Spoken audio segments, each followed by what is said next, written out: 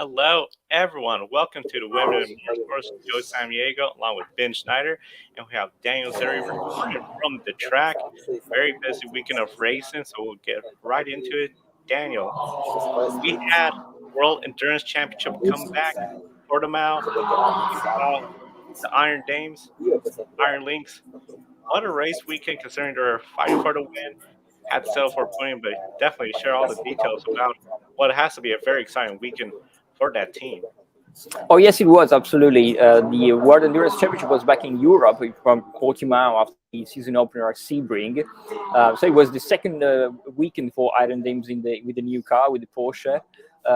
So they're still trying to get up to speed with the car, but as straight from the beginning from Sebring, they showed that really they have great pace with their car. And I just literally spoke with Sarah Bovey not like 15 minutes ago, because they are here in Monza for the first round of the World Endurance Championship. Sorry, for the GT World Challenge. And she told me that of course there was a very strong race for them. She as usual, she's doing the first stint because as a bronze driver she's qualifying the car, and again she qualified in second place, so another front row start for Sarah Bovey. She's become quite a qualifying master in these couple of years that she's been racing with Iron Dames. So the first two stints, two 1 hour stints for Sarah Bovey, and she at the beginning of the race she was quite stuck behind the Corvette of Ben Keating, who had qualified on pole position. That probably hampered a little bit their chances a bit more than expected, because of course she was faster, but they were on a different tire compound, and so the Corvette quite qualified ahead, and then was in ahead for the first hour or so. After 45 minutes, then Sarah made a pass for the lead, and after the pass, she really was able to pull away. But probably that first hour of racing didn't allow them to open as much of a bigger gap that they would have wanted, that they would have expected. Still, it was really solid first stint for two stints for Sarah Bovey. Then it was Rahel Fry in the car, and Rahel again was P1 for most of her stint, and a very good one for Rahel as well. Handed over to Michelle Gatting, but still they were in first place. So again, as in first round, really in Sebring, they were showing pace for that team. Unfortunately for Michelle, they had quite a slow stop during her first one. So she went from first to second, and then they lost a couple of positions because the Ferraris were a little bit faster on the straights. The BOP is still let's say not perfect for the Porsche, but still they managed to quite keep the car in the top three. And then towards the end of the race, a safety car was initially, it could have been an issue, because of course they had a big gap from the fourth placed car, but really Michelle was really good in the final hour of the race to keep at bay the other cars, and brought home the car in P3. So it was the first podium of the season for Iron Dames, and also the first since they changed brand from going from Ferrari to Porsche. So very strong weekend for Iron Dames, but also there was another Iron Dame racing in WEC, even though she's racing in LMP2 category. It's her first year racing in LMP2 in the Prema ARCA. Also first time going from GT cars to prototypes, and straight away, even at Sebring, she was really competing for the win. And again, in Portimao, she was really up there. And we are talking about Dorian Pan, obviously. She was in contention for a race win throughout the race, and towards the end, they were really again in P1 in the latter stages of the race. Even though that safety car that I just mentioned, that was really a problem for them, because they required another pit stop for fuel towards the end. But all the LMP2 class then pitted, but then after that they were on older tires compared to the other cars, and so it was quite a shame for the Prema number 56 team, and they dropped back to fourth place. So unfortunately, it wasn't quite a podium for Dorian. Not a first win yet, but it will come because of course they showed that they have the pace to be up there and to compete for the win. Now, Daniel, one of the big things overall, we know for the Iron Dames, they switched from Ferrari over to Porsche. When it comes to their progress so far, especially for fans not familiar with sports car racing, how would you rate their transition over to the new car? Because we know for some teams, even in the NASCAR arena, where even though a lot of times the same chassis, we see there's sort of that growing pains where they're a little bit behind. Seems like they haven't really lost too much of a step besides the bad luck at Sebring. Yeah, I think as you mentioned, I just spoke with Sarah Bowie about this, and she said that the car is more consistent compared to what they were used to in Ferrari, even though they're still trying to learn the car more, because of course it was just only their second weekend. It's a good car. It's a very good car. It's a very fast car. And even though Ferrari in Portimao, they were on a little bit better BOP, probably. But as you mentioned, it takes usually quite some time to get used to a specific car, even a full season sometimes. But this is not the case for Ferrari and Teams, and they really showed straight from Sebring that they can win races. They were in contention for victories with the Ferrari, and now it's pretty much the same with the Porsche straight away. So it's really good to see. Now we here in GT World Challenge, they're racing with the Lamborghini, so it's a third car, so it's yet another car that they have to learn, and it's a whole new car. So that probably still requires some time, not much for them, but for the car itself to get up to speed, and also BOP again was quite a challenge in the IMSA race specifically. So we will see here in the SRO championship what the BOP will work out, but it's been pretty consistent and pretty fast to adapt to a new car for them. So I wouldn't say that it's much of a problem or as much not as much as expected. And also, we had another female driver on the podium in Portimao, because we had 4 female drivers on the GTE podium. It was an all-time record. The other driver that came on in second place is Lilu Wadu. She's racing for the first year for her in GTE, Ferrari factory driver, and second race of the season. The first one she really did not even start the race because her teammate crashed very early in the race in Sebring. But in Portimao, she had a super stint, in two stints where she was able to go from fourth to P1. So we say that Lilu Wadu is also a real driver to look this year, because to take a look, because she will surprise a few more people in this WEC season.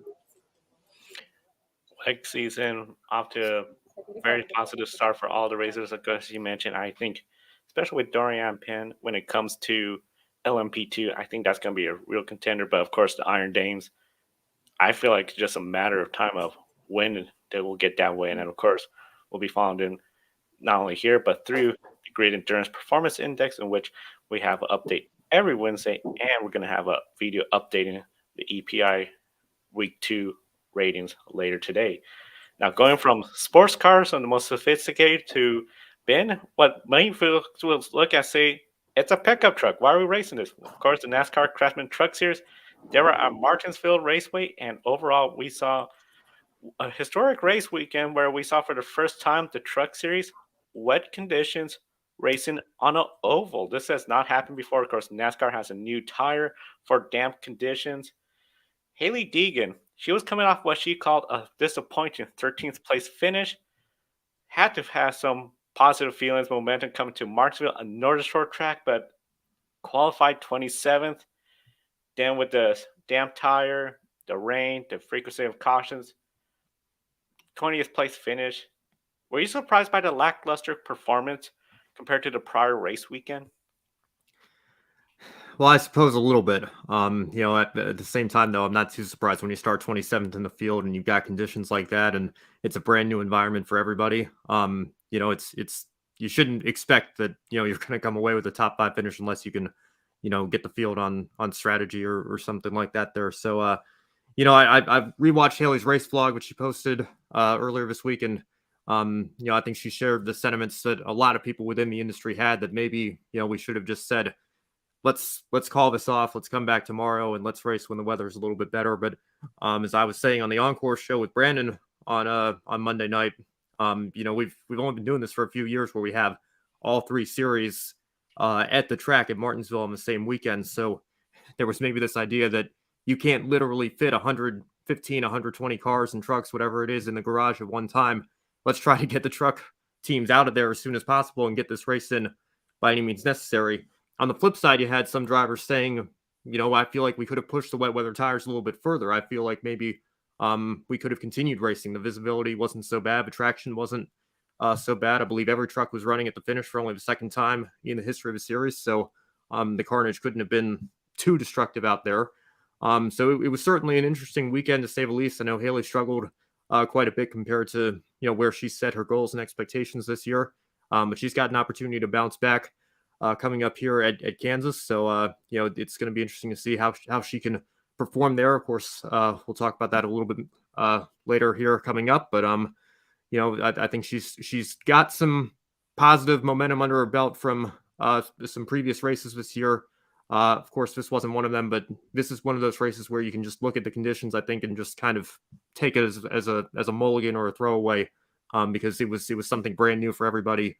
And everybody was on the same page trying to figure it out on the spot. Now, you mentioned Kansas. Of course, this was the track where she made her debut a couple seasons ago for the Truck Series. Last weekend, she was 25 points away from the playoff cutoff line. Now 43 points behind and in 15th place. Of course, the top 10 get into trucks where we were talking Cup Series is the top 16. Different scenario. So with Kansas coming up, she had a stellar first race debut. I believe it was a 17th finish for her first time. Could this be a weekend where she has to feel pretty confident entering, especially considering she has some of the good runs going, and hopefully just see what happened in Martinsville, as you said, a mulligan, just sort of a victim of circumstances?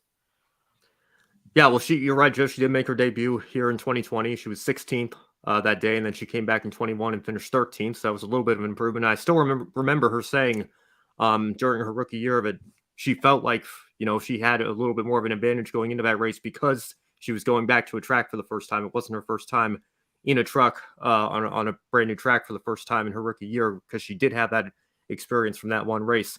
But then when the Truck Series came back last year, she kind of struggled a little bit. She fell back. She was 17th in the spring race and 22nd in the fall race. So it's kind of been a mixed bag of results for her. That being said, this is probably her most experienced track in her Truck Series career so far. So I would think that would play into her favor a little bit there as well. I'd say pump the brakes on contending for a win. I don't know that team's quite at that point yet, but I will say this, based on how she ran at Texas, I think she can go out and get a top 10. And if you have some luck fall your way as well, with, of course, the 3 leaders taking each other out there on the last lap, Texas that moved everybody up a few places, maybe a top 5 would be where I would expect the ceiling to be for this weekend. But I think if Hailie can go out and get a top 10 run, that's going to be exactly what she needs to get this season back on track. And she can take that momentum and continue to move up the field through there. It'll be very exciting to see if she could continue that momentum. One question I have to add in there, Ben, compared to where we were about 3 races in, where she had bad luck just getting in crashes, we said it almost felt like she was already at a must-win situation because the Truck Series have a much shorter schedule compared to the Xfinity and Trucks. I mean, Cup before you get into playoffs. Overall, with the progress she's making, and it seems this possible momentum getting much closer. Would you say she's still really in that must-win situation, or is this still to the point where she could potentially point her way in because, once again, there's only 10 spots? Well, Joe, it might surprise a lot of people, but after this Kansas race on May 6th, I just pulled the schedule up. We're halfway down the regular season, So, I mean, it's a shorter schedule. The last race before the playoffs is at Richmond on July 29th, so the playoff cutoff starts a lot sooner.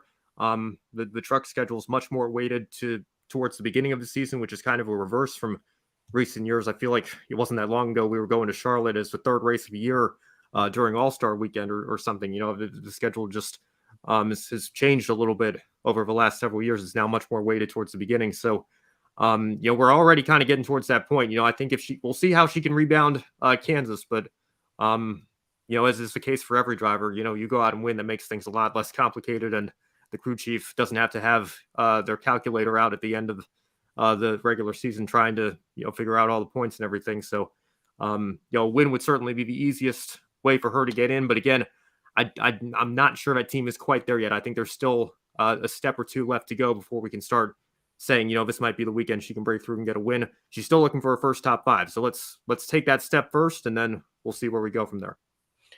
Top 5 will be huge for her. Of course, Kansas, that's going to be a track where a lot of folks will be watching to see how she does in the NASCAR Craftsman Truck Series. We'll bring back Daniel over at the track. Daniel, one series everybody's going to be watching coming up, F1 Academy. I know we're all pretty excited about that here in the Grid Network. They just finished up our private testing, we know, so not a lot of data, public information came out, but based on what we've been hearing, all that, what are some of the things you took away from that F1 Academy test?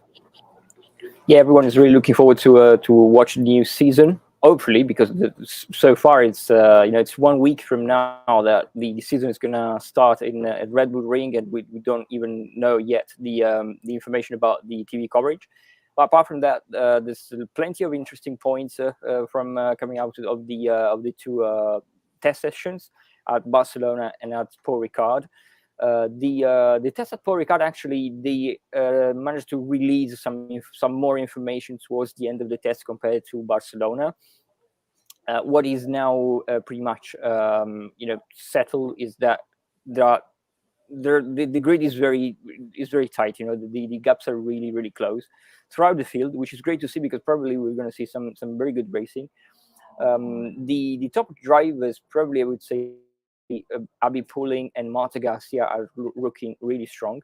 The Abby Pulling, as we see here, is managed now by Alice Powell, so another very experienced driver. And Marta Garcia, of course, racing with Prema, with that very competitive Italian team. It's going to be probably one of the teams to beat coming into the first season. But also we've seen some other quite competitive drivers like Amna Al-Kubaisi, and also Lena Buller, for example, because they are now, they're a little bit more experienced in Formula 4 machinery, let's say. Lena has also 2 years of Formula Regional under her belt, while for Amna, she also won a race back in 2019 in Formula 4. So she's one of the few drivers on the grid that already have some race victories in Formula 4. Hamda also, she had an injury in pre-season during the Formula 4 UAE Championship, and she broke her wrist. So she's now recovering from that injury. And in testing, she at the beginning she was struggling a little bit, but now it's going better every time that she goes in the car. And the also timing has been massively improving. So I would definitely say that once Hamda is back to 100% of her form, we will definitely see her in the top positions. But as I said, what probably one of the biggest surprises is that the gaps are really close from top to bottom. So that's great to see, and hopefully we will get to see some great racing. The season starts at Red Bull Ring next weekend. We will have another test session probably before the season starts, and then the 2 free practice sessions, so 2 qualifying sessions, and 3 races during next weekend. So plenty of talking points as we will be on the air next week about F1 Academy. Very excited about F1 Academy starting up next weekend in Austria. Now, Daniel, as you mentioned, the F1 Academy, the F4 car experience. There was one driver, particularly in Mexican Formula 4, that captured your attention during this last race weekend. Yes, Alexandra Monhout. She's a 23-year-old Mexican driver. She quite made history back in 2018 because she became the first woman globally to win a Formula 4 race sanctioned by the FIA. So quite an historic moment for her in 2018 at Puebla when she won 2 races, not one, but 2 races. And she was, up until 2021, I would say, the most successful female driver in Formula 4 globally. And then Hamad Al-Kubaisi won 6 races in the Formula 4 UAE. So a driver that had showed plenty of promising speed in 2018 in the Mexican Formula 4 Championship. Then she wanted to she came to Europe to race. She had also a couple of weekends in the British Formula 4. Then she was supposed to make the step up to British Formula 3. Also, she actually signed with a team that she was supposed to be a teammate of Jamie Chadwick, interestingly. But she had a massive crash in Spa-Francorchamps in testing, pre-season testing. She was not ultimately able to race in that season. And so quite surprisingly, at the end of 2018, she announced her retirement from racing. So we haven't seen anything from her in the last 5 years, really, until last week when she announced that she was making a comeback to racing, and she would again enter the Mexican Formula 4 for a full season. But of course, coming from a 5-year hiatus, she always had needed some time to get back into the rhythm. But surprisingly, she topped the FP2, so she really needed just one free practice session, and she was top of the timing sheets in second practice, qualified on the front row in second place. She was P3 in race 1, and she was really battling at the top end of the championship. Ultimately, came home with a P3 in race 1. She was unfortunately crashed out of the second race, and then another P3 in race 3. So she has 2 podiums already. She had 8 in her previous season, so 10 podiums in Formula 4 for Alexandra Monhout. And watching what she had in the first weekend in Mexico City, I think we can expect some more interesting weekends from coming from the remaining of the season. Hopefully, we'll see her coming home with some more victories. Very exciting stuff over in Mexico. And of course, definitely encourage everyone to visit the website, racesbehindthehelmet.com, for all the information. Daniel, thank you so much for your time, especially being from the track. We, of course, always appreciate it. Highlight everyone. Be sure to visit the website, Racers Behind the Helmet. Now, we'll bring in Ben Schneider because we're going to have Talladega to discuss.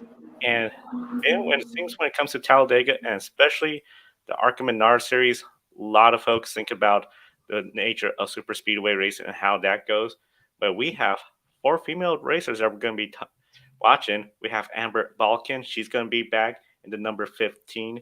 Tony Brandiger is going to be back as well, too. Of course, the last time she raced, I believe, was in Phoenix, where she had a good race going until a late wreck. And then we have Logan Misaraka. She's going to be back since Daytona as well. And then one driver that we got to discuss the Daytona race, Mandy Chick. You, Daniel, had a great interview with her, and we encourage everyone to be sure to visit our YouTube channel, Driver Interviews. You can find Ben and Daniel's interview with Mandy Chick, who had a surprise effort, some great finish.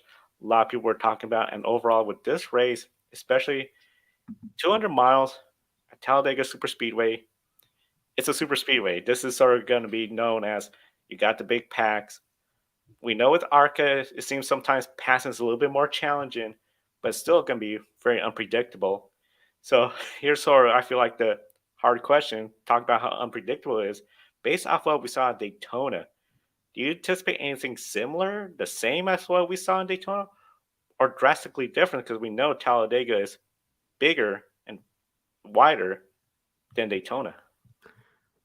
Well, you're right. It's not a complete replica of Daytona International Speedway, but it is quite close, and the racing is quite similar And it's so similar, in fact, that a lot of the teams aren't really going to do much to change their setups. And because of that, ARCA's elected, I'll pull a couple of tweets up here in a second as an explanation. They've elected not to have a qualifying session. They're setting the field by 2022 owners points. There'll be a group practice session later today. And then, of course, the race tomorrow. Now, some newer ARCA fans might ask, why not have a qualifying session? It may not seem so complicated. Just send every car out there for a 1 or 2 lap run. ARCA PR director Charlie Krall himself clarified this on Twitter a couple of days ago, saying it's a cost saver for teams. Setups are almost identical to Daytona, and these cars were just there, of course, a couple of months ago. It saves everyone some money and lessens the chances of an incident before the race. And then Bob Pockras from Fox Sports also clarified this earlier in the week, saying ARCA opted to have a practice and then set the field by rulebook, primarily 2022 points, allows him to tech Friday, which will be later today, and have a practice session followed by Xfinity qualifying. The Saturday doubleheader schedule starts early Central Time, so no qualifying for this weekend. So it's going to be an interesting race to see how that plays out. They're going to have Taylor Gray starting on pole position with the 18 team. Of course, he usually drives for Tricon Garage in the Truck Series, and it's his first race in this car, and they've given him pole position because that's where the car finished on the owner's points last year. Of course, it was under the Kyle Busch Motorsports banner back then.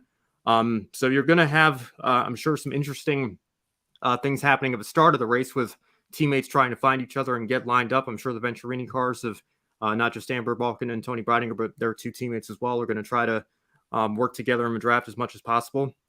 And then obviously, I bet Mandy Chick wishes they were starting from this year's owner's points, because even though she didn't run Phoenix, she still has a strong 5th place finish to go off of, obviously, from Daytona. So it's going to be interesting to see how it plays out. If we get a similar race to Daytona, I don't think too many people are going to be complaining, because it was arguably the best ARCA race we've seen, Daytona or at Talladega as well, on any superspeedway in a very long time. So, I think we got lucky at Daytona with how many cars were able to be running at the finish. We didn't really see the massive accidents that took out, a dozen cars.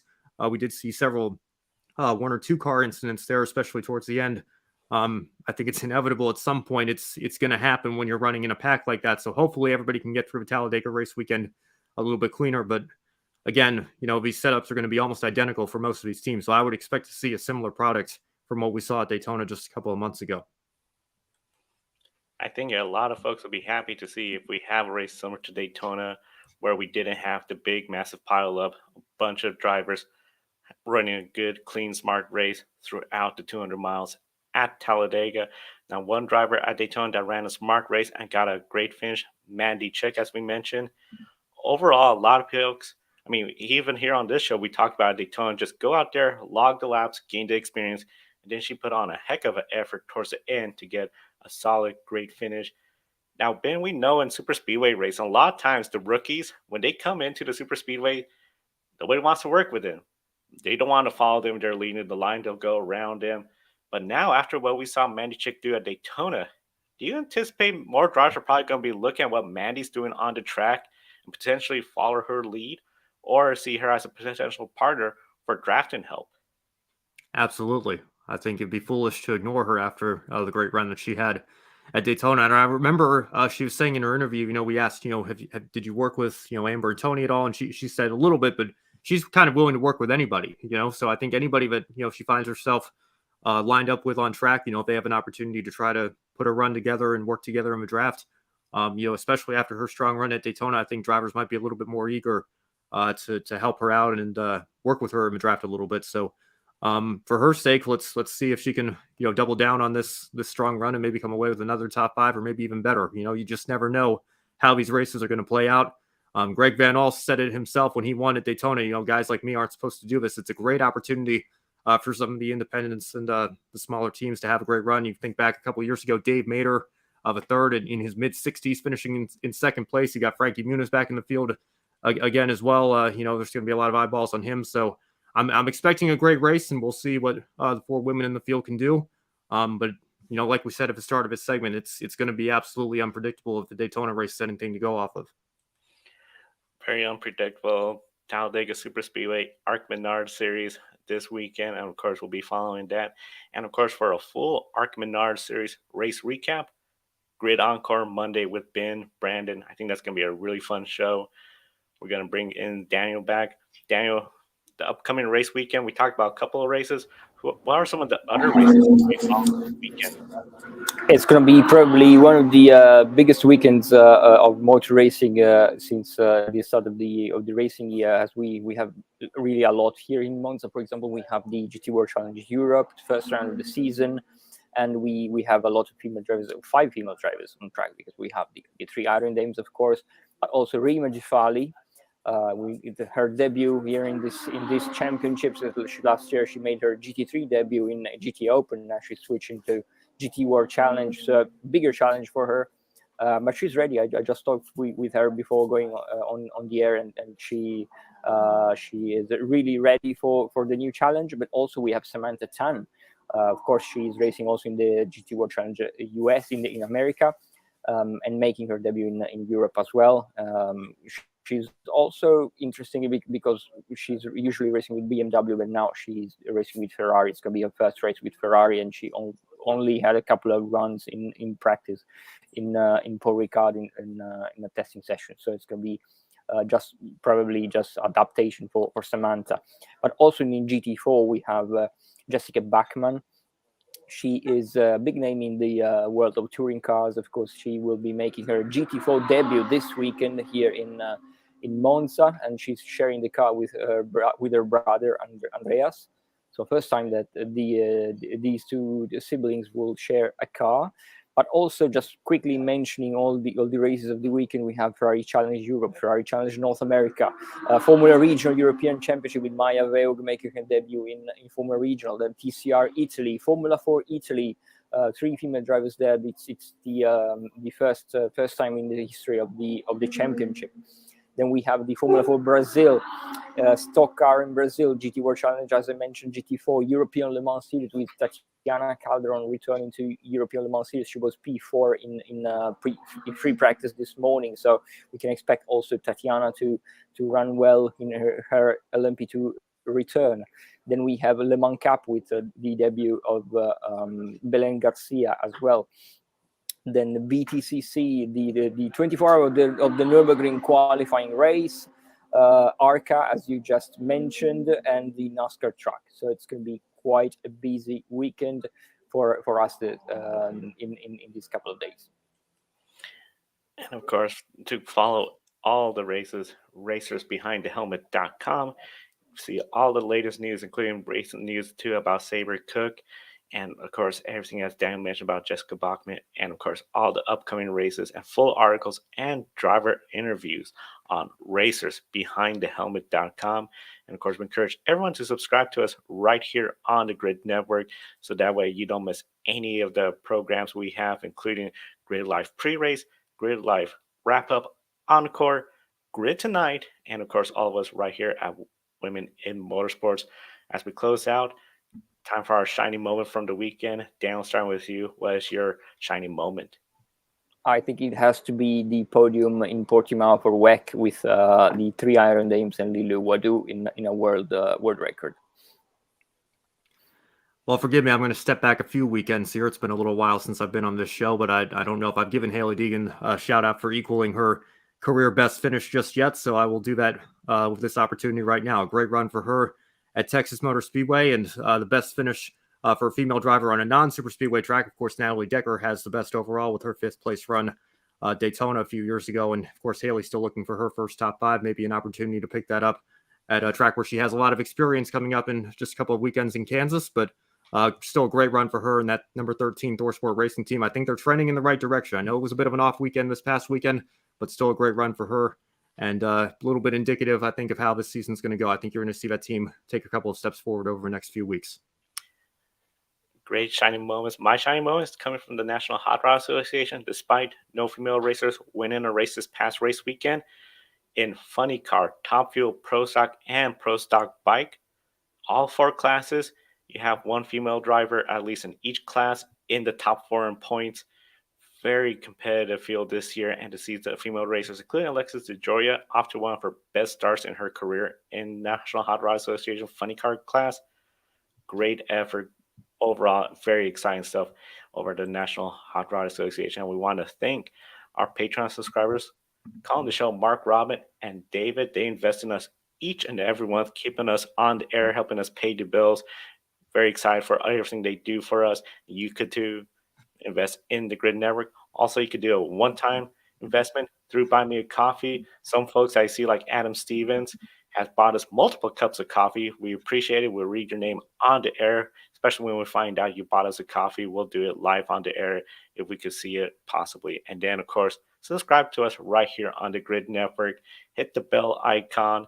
Share with your friends and family that love motorsports. We do everything we can to bring you great motorsports coverage week in and week out right here on the Grid Network.